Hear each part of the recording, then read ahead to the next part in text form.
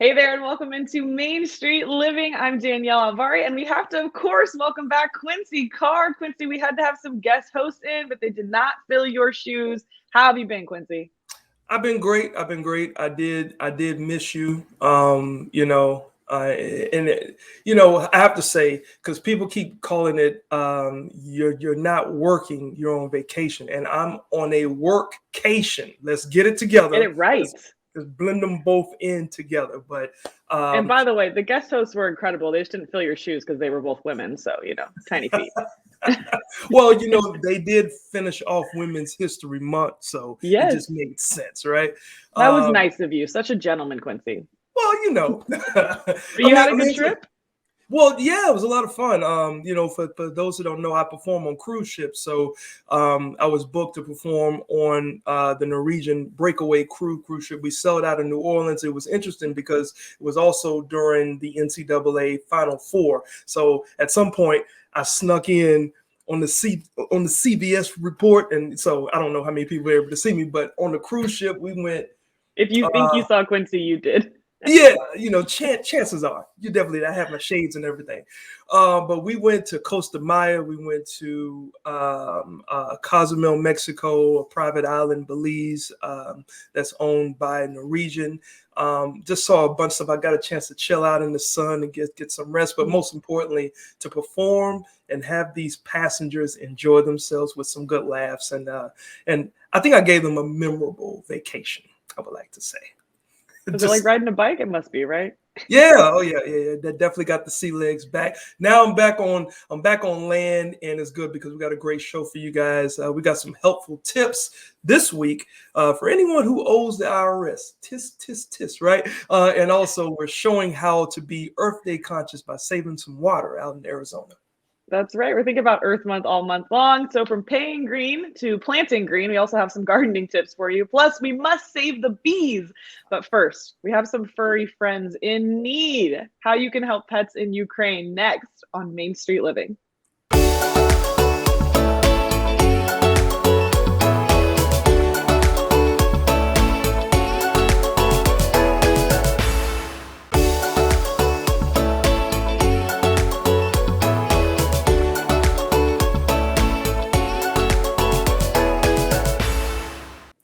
Hey guys, welcome back to Main Street Living. Danielle, I have to say, I really miss Cheryl.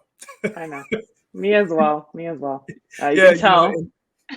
well, this is one of her favorite segments too about pets. In fact, I think she would say something like, anyone fortunate enough to share their home with a pet knows that our furry friends really are a part of our family. So when emergencies arise, pets need care just like they're humans.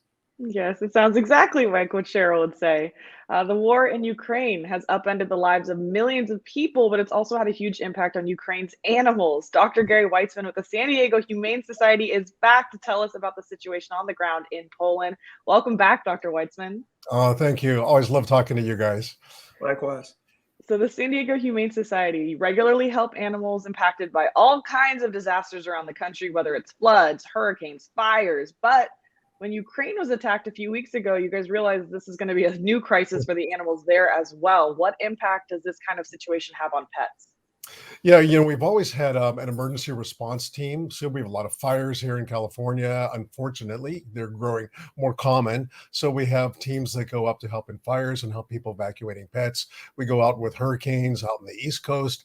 Never really in my lifetime, I think any of ours thought we'd end up going to Eastern Europe to help with animals that are evacuated from a man-made disaster. But the tragedy that's happening there is something that nobody can ignore. And it's been incredibly frustrating to me personally. I think to mostly everybody that hears about what's happening in Ukraine. And I just feel really lucky that I got a chance to go out to see what was going on and to help where I could and to plan for bringing more of my team over. The situation is so volatile, as you must know, and the real crisis is humanitarian. And right now, I think the good thing about the humanitarian issues that we deal with across the globe are they do include animals. So humane and humanitarian are not so different. These animals mean so much to these people. They've literally lost everything. They have a suitcase in their hands and often a pet in the other arm. And Mm. we just wanted to make sure that they didn't lose their animals on top of everything else they've lost. Yeah, it's definitely a heartbreaking thing to watch because it's all over the news. But Gary, you just returned from Poland, where you worked with other charities to provide veterinarian care for pets and support those that are impacted by the war. What was the situation that you found over there that you can elaborate on? Yeah, I was so lucky to get hooked up with Greater Good Charities. I've known them for a long time. They're great partners for me. They're great friends. They support so many causes, not just animal causes. And I called Liz Baker and I said, "Do you need any veterinary help?" And she said, "Really? Do you have anybody in mind?" And I don't want to send my team if I don't go myself. So I Right. said, "Yeah, let's go." And when I got there, of course, there it is volatile and it is slightly chaotic, and there are none of the normal, things that we all rely on if we do travel somewhere that we don't know. There are very few places to sleep. There are very few places to count on having services right at that border. But the rest of Poland is certainly functioning as a normal, modern country. But at the border, it was really an interesting time because it had just changed. People are coming across, but they're not coming across in the thousands that they were early on in the war. Most of those people from Western Ukraine have already come across, but there are people in the nearest city, which was Lviv, about 50 miles from where we were, and they're coming across by the hundreds still, 24 hours, 7 days a week, and often with them as an animal. So the really cool thing, if you can ever look for something like that, is that our veterinary tent was literally 3 tents in from the border. So it's changed so much since the days of Katrina when people had to leave their animals and go to a big stadium and the animals weren't part of your family. Now people across the globe carry their animals with them and bring them across the border.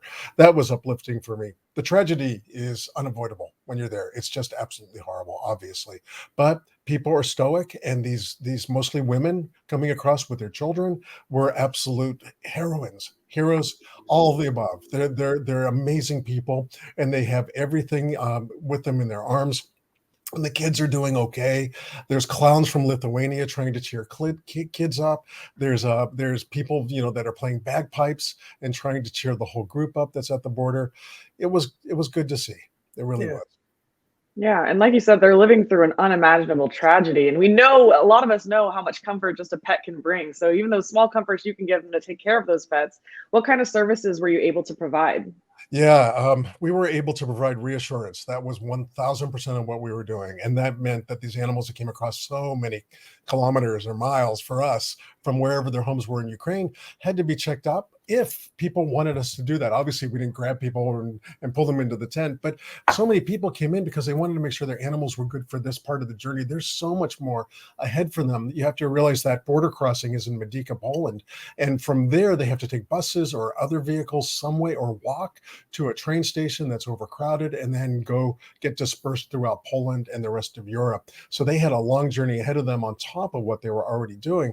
But the animals mostly were in really good shape. Honestly, that was so good to see. People cared for their animals just like we do, of course. There were Yorkies and parkas and cats and nice carriers with blankets.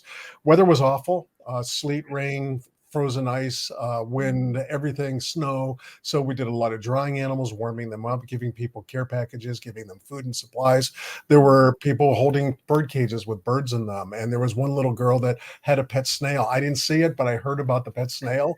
She's had that snail for 2 years and she wasn't going to give that snail up. And we're not Wow. just talking about little snail. This was a big snail. Oh, So wow. it was very cool. Wow. I mean, these were honestly to lose their pets. Now, Mm. here's the tragic part. Pets were lost and they're on the other side of the border because there's a limitation to the number of pets people can bring, only two per person, and some people have way more than that. Big Mm. dogs really difficult to get across because over 20 pounds they're stopped at the border. They have to have really valid paperwork, and there's very Mm. little of that for rabies is endemic in Ukraine. It's way more controlled in the rest of Europe, so there's some definite precautions about the big dogs. So often they were just left at the border or tied to the fence. And then other Oh, people would let them loose, and there are packs of dogs now, and that's awful. So what I'm hoping is that I'll get to put a team together that if things, and they will calm down. We have to all pray that we can get into Ukraine itself and start helping the shelters that are there that are in dire need of supplies and support, helping the veterinarians in Ukraine to actually take care of those animals. So when we're able to do that, and I'm not saying me necessarily and San Diego Humane alone, but when NGOs are able to provide financial support to those businesses in Ukraine and rebuild them and get into the shelters, that's when I think we can really do some good. Yeah, well, you guys definitely are doing some good. And in addition to caring for the pets, you also provide great services to their human owners. Really quick, because we're running short on time, but what was that like? It was everything, honestly. The bad thing for me was it's so frustrating when you don't speak the language.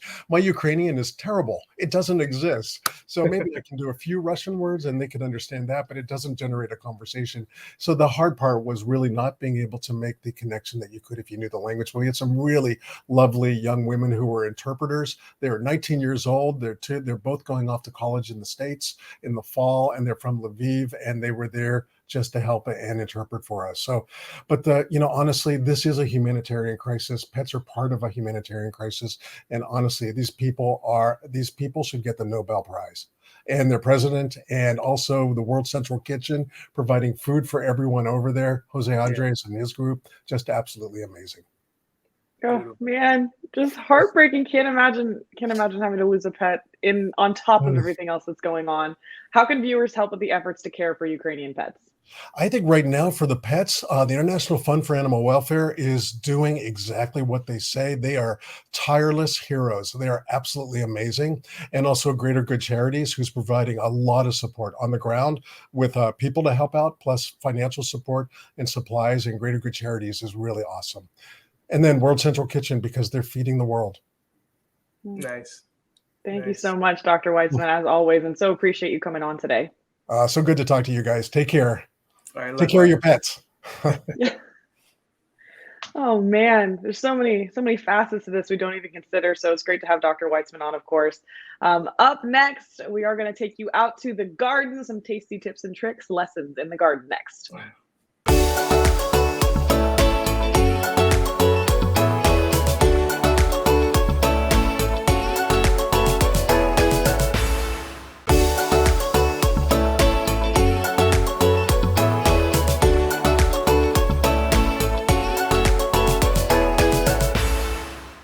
Hey guys, welcome back to Main Street Living.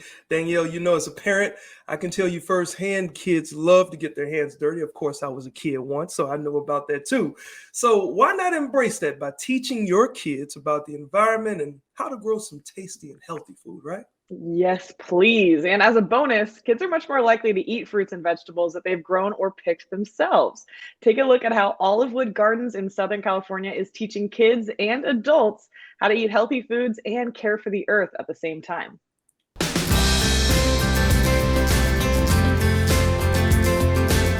It's hands-on learning at its best, as students from all ages come to Olivewood Gardens and Learning Center for a field trip that's educational. What did you come up with? It had 36 grams of carbohydrates. And that's just one serving size, right? Okay, 36 grams. How does that translate to teaspoons of sugar? 9 teaspoons. Interactive. Try to make a ball, sweetie. And lots of fun. Olivewood Gardens' historic 6.85-acre property is located in National City, California, and serves as an indoor-outdoor classroom for kids and adults.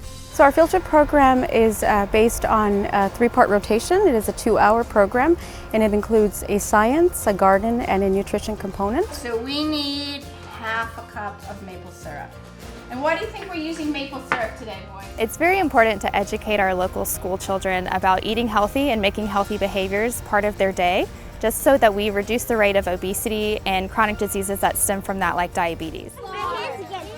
In 2010, we started our field trip program, serving students primarily in National City, getting their hands dirty, really understanding where food comes from, how to grow food, produce food, and get that on your plate for a nutritious meal.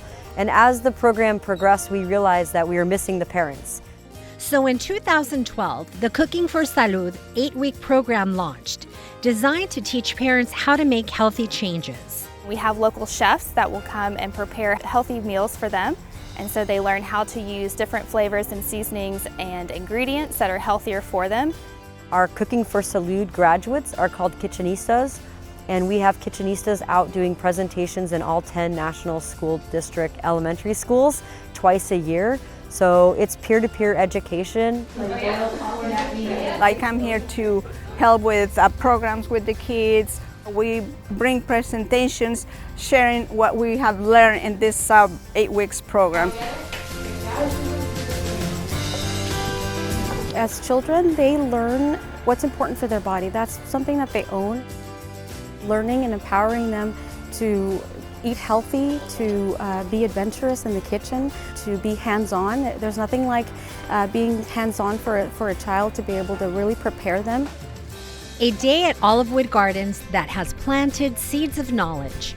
We learned about how many of the drinks that some of us drink on a regular basis have a lot of sugar. I didn't know chia seed pudding was that good. It was amazing. I got to see a part of Olive Garden that I never seen before. We did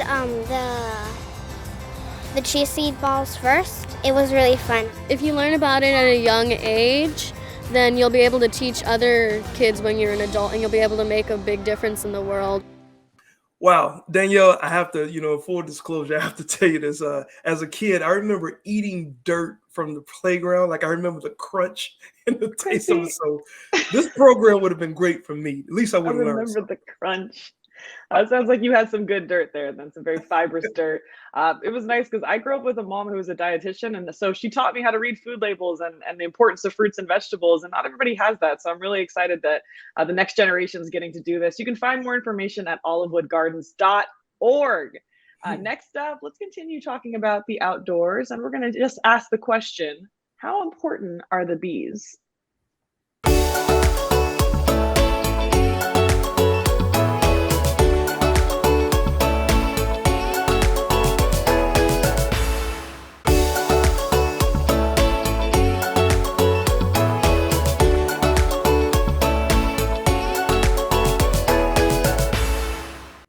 Welcome back into Main Street Living. We are celebrating Earth Month this April, and if you've paid much attention to Mother Nature, you know that she has an amazing way of weaving all of Earth's creatures together. In one way or another, everything touches everything else.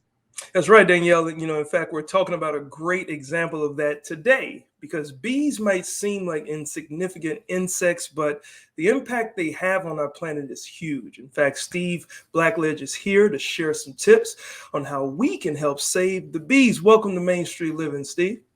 Thank you. Thanks for having me. Hey, well, glad to have you on here. But let's start from the beginning here. Like, why are bees so important? Well, bees are nature's absolute best pollinators, and it's what they do, and they're really good at it. 90% of all flowering plants and 75% of all food crops need animal pollinators, and again, bees are the best. So when any of us look at a hillside filled with wildflowers or sit down for dinner, we have bees to thank for that. Okay. Well, there have been a lot of reports lately about bees being in trouble. So what are some of the issues that bees are facing out there? Yeah, there's about 4,000 native bee species in the U.S., and one report recently found that 1 in 4 of them is sliding toward extinction. And honeybees aren't faring better. They're dying at record levels in recent years. And so scientists say there's a lot of factors leading to this for bee die-offs, including pesticides, including global warming, habitat loss, and even disease. And these factors sometimes work on bees in combination. So you'll have like global warming and habitat loss together, kind of having a 1-2 punch on bees, or perhaps pesticides make bees more susceptible to disease. And for bees, there's a lot we need to fix to help save the bees. Yeah, it definitely sounds like a huge problem. You were just talking about the pesticides. Obviously, we're probably not going to turn all of our viewers into beekeepers, but there's got to be some ways that we can, help the bees. So what can the viewers do or not do to keep their neighborhood bees safe? Right. There's a lot of things that all of us can do. Number one, there's a class of pesticides called neonicotinoids, or sometimes called neonics, that has been linked in particular to bee die-offs. And seven eastern states, thankfully, have greatly restricted the sale or use of these bee killers, and we're working to convince other states to do the same. Plus, there are big brand stores like Home Depot and Lowe's that are in the process of or have actually banned the sale of the neonics from their store shelves. And we're hoping that a big online retailer, Amazon, can do the same.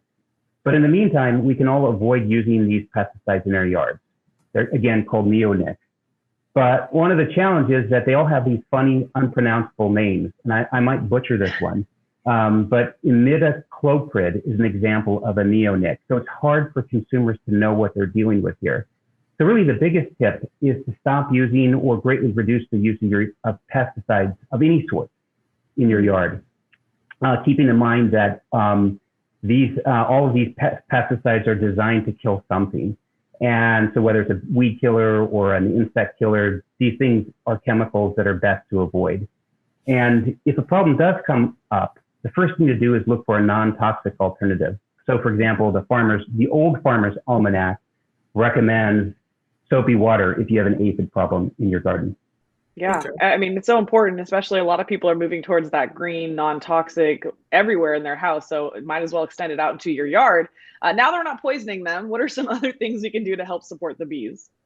Well, right. And the good news is there's some things that we as a society are already doing, and that's great. So for instance, the federal bipartisan infrastructure bill that Congress passed last fall and was signed has $2 million a year for states. It's a grant program for states to plant bee-friendly and pollinator-friendly vegetation along roadsides. And we need more programs like that one. And we can do the same thing in our yards. We can plant native plants, flowering plants, different types of flowering plants. Bees like a variety. And so don't just plant one. Plant some that flower in the spring, some that flower in the midsummer, some late summer. And if you like the plant, chances are the bees are going to like it too. Okay, so which plants are the easiest to grow and the most helpful to the bees? The key thing here is to look at native plants and flowering plants. So there are examples like sunflowers that are good for bees, or even an herb garden can be really good for bees as long as you let some of the herbs flower, because of course that's what bees really love. But a variety is what you're looking for. So if people can go into the local nursery and ask for native plants and ask for a variety of plants, they're going to be in good shape as it relates to bees. Nice. So I have to talk about it, of course. Now, some people, they don't want to get stung by bees. Some people may be allergic. What's the best way to avoid getting stung? Well, bees are more than happy to avoid us too. So it's kind of mutual in that sense, and that's good. So the key thing is just give them some space, don't panic, and let them go about their business of being busy bees, flying from flower to flower. Now, the one other tip that I'd recommend is if you're in your flower garden, or around flowering plants, wear shoes, because bees are often on the ground, and one of the quickest ways to get stung is to step on one. But overall, give them some space, don't panic. Bees will be happy buzzing from flower to flower. Gotcha. And it sounds like bees have a much bigger role in the food chain than just making us honey. So do you think it's possible to turn this around and save the bees? I actually don't think we have a choice. I mean, bees are so important to the planet. Whole ecosystems would be severely harmed if we lost nature's best pollinators, which again are bees. And our dinner plates would be harmed. So if you love apples or avocados or almonds, just to name some of the A foods only, you have bees to thank. So we can't let this happen. We can't lose bees. Where can viewers go to get more information about how to support the busy bees in their neighborhood? There's a lot of options out there. I recommend going to a nursery and calling a few, maybe some local, smaller nurseries, and finding someone who's knowledgeable about flowering plants and bees. And I also recommend the internet. There's loads of bad information there, but there's so much good information as well. And just a quick Google search like plants that are good for bees, and you'll have pages upon pages of information there. Great tips. Thank you so much there, Steve Blackledge. We certainly appreciate you stopping by on Main Street Living today. Thank you for having me. No problem. Well, Danielle, while the bees are flying, people like us are driving. And up next, we're going to show you a car wash that's kind of cool here on the planet. You don't want to miss it. We'll be right back.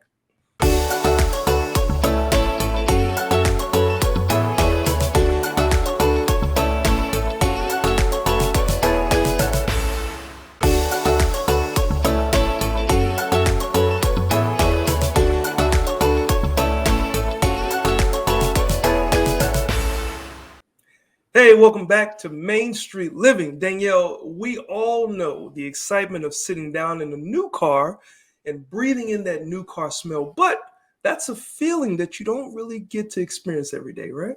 That's right. And the next best thing is the feeling of your own freshly washed car and that clean car smell.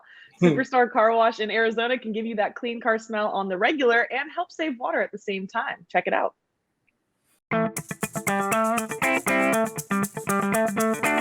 Hi, my name is Jonathan Kierman. I'm the Executive Vice President here at Superstar Car Wash. Superstar Car Wash was founded in 1993 in Chandler with our first full-service location. We grew slowly through full-service locations, but in 2008 opened our first express, and we've been growing ever since. As consumers began to change, time became a premium for them, and with an express model, you can get your car washed in 3 minutes or less. Superstar Car Wash currently has 28 locations in the Valley, 6 full-service, 22 express locations, but we're growing like crazy, and within the next 2 months, plan to have between 5 and 7 more locations here in Arizona. Most people don't realize that when you wash your car at home, you use 4 times as much water than you would if you got your car washed in a professional wash. On average, we use anywhere between 15 and 25 gallons to wash a car, where at home, you'll use upwards of 100 gallons in order to get your car clean. With water being a resource and one that's at its premium, especially here in the desert, we want to make sure that every drop of water that's used at Superstar Car Wash is used effectively and efficiently. Superstar Car Wash uses reverse osmosis in order to filter our water and strip it of minerals that could leave spots on your vehicle.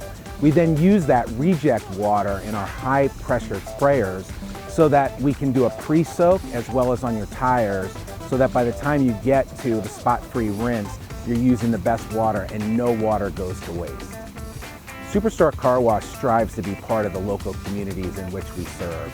And so we partner with organizations such as Phoenix Children's Hospital, Big Brothers Big Sisters, St. Vincent de Paul from a macro perspective, but we also will get involved in local fundraisers. And this year is going to be our second year as a proud sponsor of the high school football game of the week, where we present the Superstar Player of the Game right here on your view. Advantages to getting your car washed at Superstar Car Wash start with our people. We've got some of the greatest, most friendliest associates in the car wash business. But not only that, you get your car washed, it comes out very, very clean. But we have free vacuums. Depending on the wash you get, you'll get an air freshener, a dash wipe.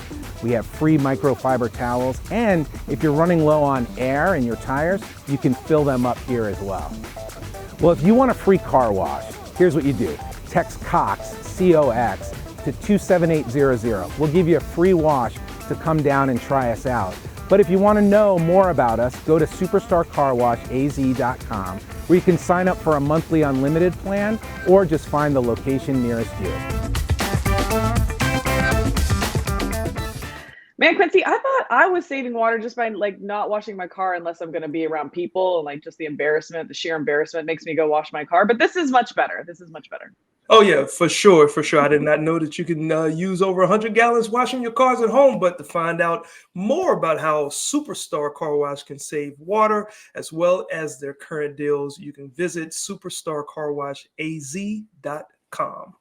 That's right. And next up, if taxes are still on your mind, don't go anywhere. We have our tax expert joining the show to break it all down for us.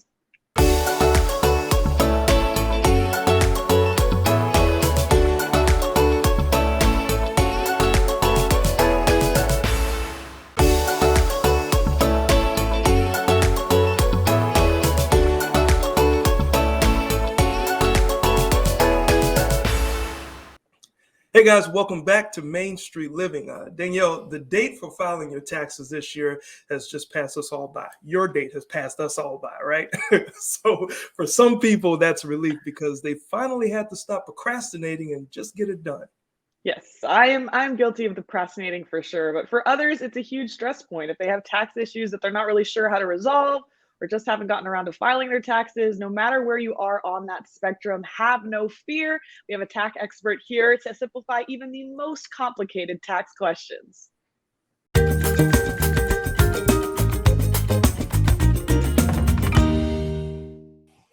Please welcome in tax attorney Adam Brewer. Adam, thanks so much for joining us on Main Street Living again. Yeah, great to be back. Thank you.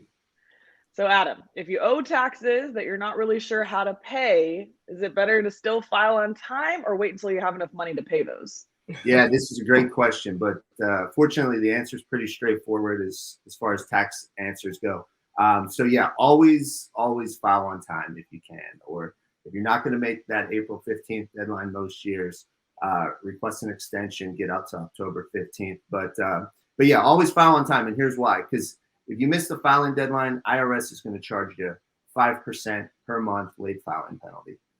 Whereas on the other hand, if you file, even if you owe taxes, they only charge you 0.5% per month. So really the penalty for filing late is 10 times larger than the penalty for paying late. So always file on time if at all possible. Okay. So with filing on time, clearly no one wants to end up owing taxes, Adam. So what are some tips for figuring out how much we'll owe each year, and so we can try to avoid those big tax surprise bills? Yeah, no, absolutely. So if your income is relatively the same as the prior year, you can always use that prior year's tax return as kind of a benchmark. And then if you ended up owing, let's say you owed for 2021 and you don't want to owe again for 2022, either go to your employer and adjust your withholding, so more tax is set aside each pay period, or if you're self-employed, you can catch up on estimated tax payments. So those are quarterly deposits that you make to the IRS or to your state. And then it's pretty much just money in the bank. And then at the end of the year, you have that extra credit sitting there when you file your taxes. All right. Yeah. So, but for some people, even if you file on time, they can't pay the full amount they owe the IRS. What are the options if you end up with a tax bill that you can't pay off all at once? Yeah. So there's a number of options. I'll break it down by time frame. So if you need just say 30 days, 60 days to pay, you can call the IRS. You can say, hey, I need 30 or 60 days. They'll put a hold on your account. It's really not a big deal. If you need, let's say, a few months to pay, you call the IRS, say, hey, I need a one-time 180-day hold. So they'll put a collection hold on your account, 180 days. That gives you 6 months to come up with the amount. If you need a few years to pay, let's say it's a larger balance, the old fallback is the installment agreement. So you call the IRS, you say, hey, I need an installment agreement. Generally, 72 months is kind of the benchmark there. So take your balance due, divide it by 72, then that's what you propose to pay them every month. So that's really kind of, I'd say, break it out that way: a few weeks, a few months, and a few years. But for most taxpayers, they're going to fit into one of those options. Yeah, and I wanted to go back to a couple of questions ago too, because you actually confirmed something that I know that I've been doing as far as my tax withholdings. I would actually claim, I believe it's 1 or 0, right? So they could take out the most amount of taxes, and that actually does help.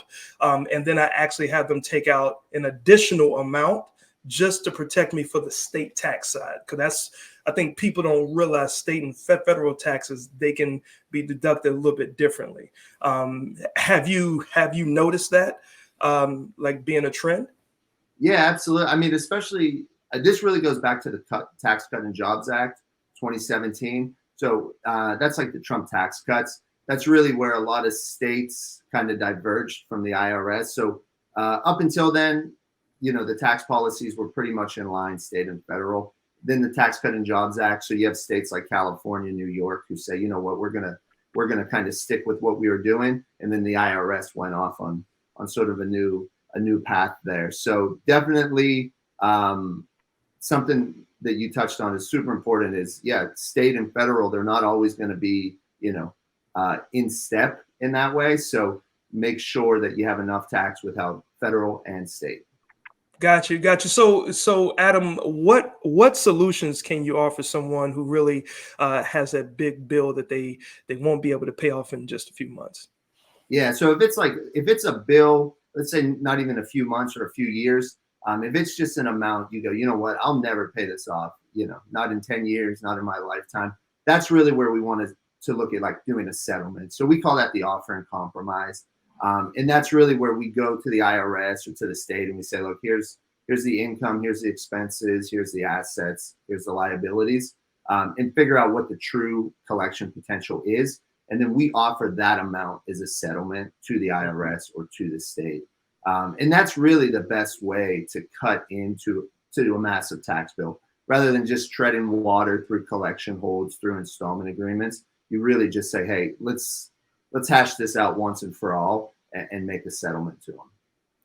Well, while we're talking about settlements, everybody loves a quick fix, right? So we've heard advertisements for Fresh Start programs that promise to help you settle your tax bills for pennies on the dollar. Are any of those things a real thing? Yeah, I mean, that's a tough one because it's a real program. It's just the way it's presented is really disingenuous. So this goes back to like 2011. IRS changed the way that they consider settlements on these big tax bills, and they call it the Fresh Start program. Well, you have tax relief companies. These are the commercials you hear that really have kind of run with it and presented in a way that's not necessarily matches up with reality. So IRS isn't saying, hey, anyone who owes money, we'll take pennies on the dollar. But if you're a taxpayer that truly has one of those bills that you'll never be able to pay off, or it's just an extraordinarily large number, then we can get a settlement for you. But yeah, it's not something where they're just handing out settlements to every taxpayer that calls. Gotcha.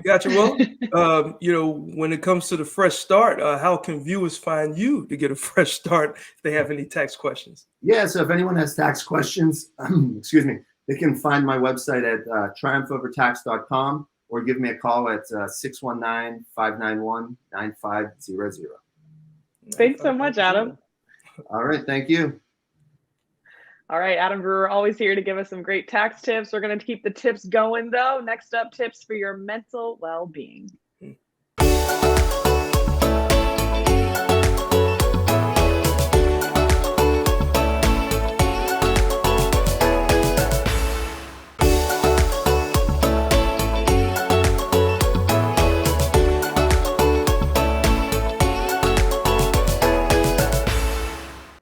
Welcome back into Main Street Living. Quincy, we hear a lot these days about wellness and fitness and mental health, but they really are all tied together, and we can't fully have one without the others.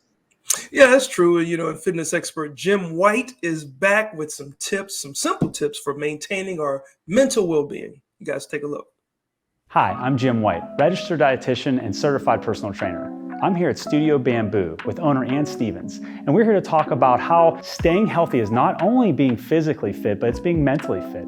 So Ann, I got a question. What does it mean to be physically and mentally fit? I think first and foremost, we need to be in the present moment, and we spend so much time in the past and so much time in the future, and not enough time here and now. Absolutely. Join us as we give you 3 tips on how to stay mentally fit. Having gratitude. Reminding yourself why everything you're doing is so important.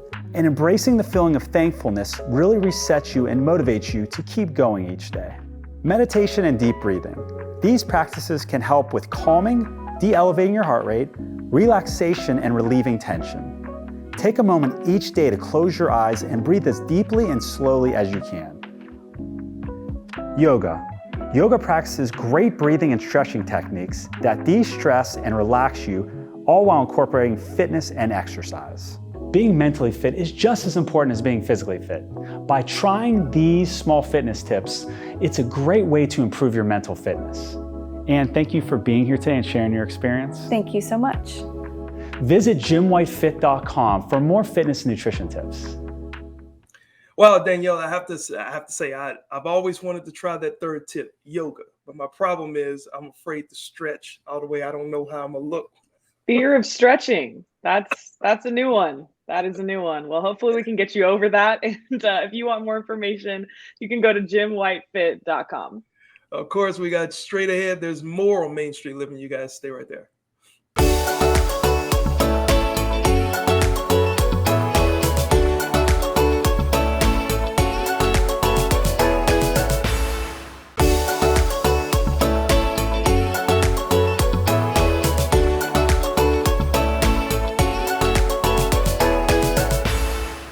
Welcome back into Main Street Living, Quincy. Another great show. So great to have you back. I know that it's been a long show. You're probably hungry like me as well. Probably some dirt you have to get to.